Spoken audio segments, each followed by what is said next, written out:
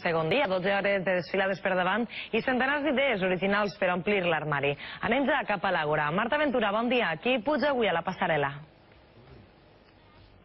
Bon dia. El dia d'ahir va escalfar els ànims i avui s'afronta esta jornada Equador de la Setmana de la Moda de València amb molta expectació. El reclam el posen els dissenyadors de renom i també de la terra que avui agafen el relleu a la passarel·la. Per exemple, estem parlant de Gabriel Seguí, Higinio Mateu, Jaime Piquero, per exemple, Àlex Vidal Jr. Amb nosaltres este matí tenim a tot un mestre de la moda valenciana. Àlex, què ens pots avançar de la desfilada d'avui?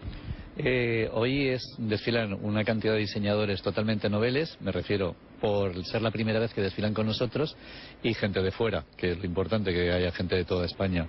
Yo espero que tenga un gran éxito hoy jueves.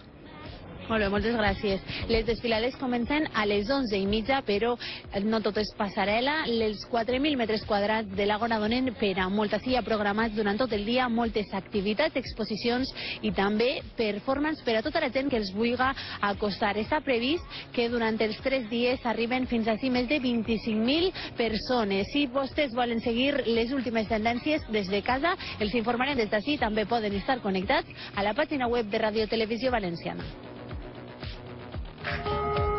Els nervis escapen com a rajos de la porta de José Castro, que a poc va desvelant-nos el seu artifici. Una col·lecció de fals luxe que ens demostra que hi ha llum en la foscor. La filosofía es Death Can Dance, que es mezclar lo bueno con lo malo con lo bueno y sobre todo con cosas excéntricas. Combinacions extraordinàries que cobren vida a la passarel·la, jocs de monoteixits, reminiscències de fals Chanel i una mescla de gòtiques, flamenques i vaqueres reconstruïdes.